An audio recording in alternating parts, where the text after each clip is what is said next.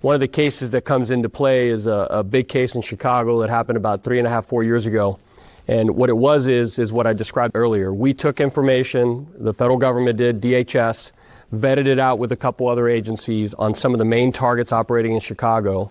And then we used that information and gave it back to the retailers in conjunction with law enforcement in that region, and ended up becoming a 4-state takedown.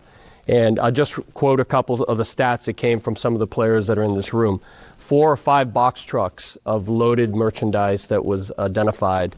Search warrants with SRT teams on national news media. An airplane was seized in another state that was associated with this criminal network. And then the aftermath of trying to seize the funds of the criminals in other states is what actually really impressed me, because it ended up being, like I said, a 4-state takedown. But it wouldn't have happened if it had not been for the retailers to bring it to the feds, then having the ability to say, hey, we're not going to just take over. We're going to partner up with you, go back to the state's attorneys. And that's what it took. It took us to look at it from another lens, and that was a huge, impactful case.